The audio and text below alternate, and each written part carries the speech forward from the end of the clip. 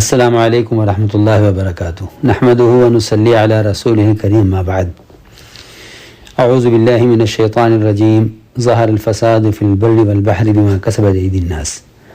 اس میں کوئی شک نہیں کہ اس وقت پوری دنیا میں یہ وبا ہم انسانوں کے گناہوں کا نتیجہ ہے۔ اس وقت یقینی اسباب میں دعائیں، استغفار کی کثرت، اللہ کی طرف متوجہ ہونے اور انفرادی عبادات اور اپنے گھروں میں رہتے ہوئے دعوت اور تعلیم کا اہتمام کرنا ہے۔ یہ اللہ رب العزت کے عذاب کو ہٹانے کا اور اس کے غصے کو ٹھنڈا کرنے کا اصل ذریعہ ہے۔ البتہ ظاہری اسباب میں احتیاط اور تدابیر کا اختیار کرنا، جس میں خاص طور پر علماء حق کی طرف سے جاری کردہ ہدایات کا اہتمام کرنا ہے، نیز ڈاکٹروں کی ہدایات و علاج کا اہتمام، حکومت و انتظامیہ کا پورا ساتھ دینا، مثلا مجمع جمع نہ کرنا، اور ان حالات میں حکومت اور انتظامیہ کی پوری مدد کرنا ضروری ہے۔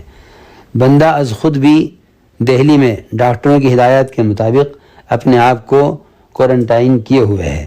یہ احتیاطی تدابیر یقین، توکل، ایمان باللہ کے ہرگز خلاف نہیں، اس لیے ان تدابیر کا اختیار کرنا ضروری ہے۔